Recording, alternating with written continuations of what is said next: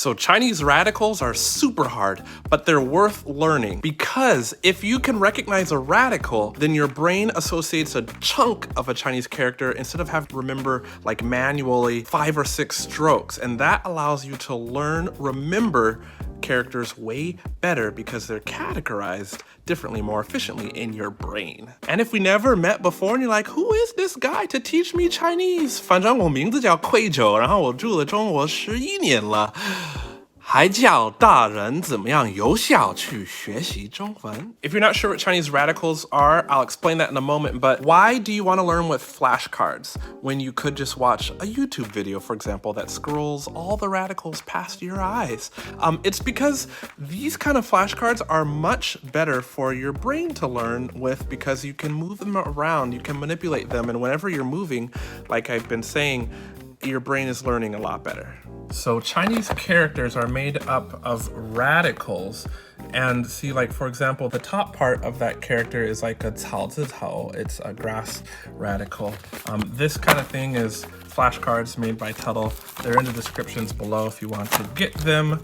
And here's what you're gonna do to start learning Chinese character radicals.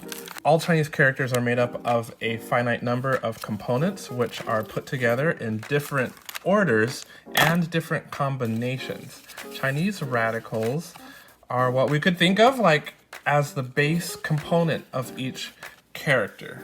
So like this component here is the 3 water radical. 三点水 is how you say it in Chinese. In English, it's just the water radical. The water radical doesn't only appear in words that have to do with water, but many of the words it appears in have to do with water. So like when you look at a Chinese radical, sometimes you can guess that, say, this one, which is the hand radical, affects the meaning of the Chinese word, something maybe that you're going to move or manipulate with your hand. And of course, it's not always the case. In fact, you know what? Don't start there if you're just beginning out with a character. Just notice the radical, and it shows up in quite a few characters. And then another radical that we have is like this language radical, the Yinzipang, I believe is what it's called. And it's the word radical. These cards you can get in the descriptions below. They're flashcards from Tuttle, and they're pretty good. So you could start writing your characters in different colors. For example, the radical part could just be in red, and then you take another color and you actually write the character, you write the character in a different color. So what that helps you do is learn the radicals as chunks, and then you don't have to think so hard about memorizing a character.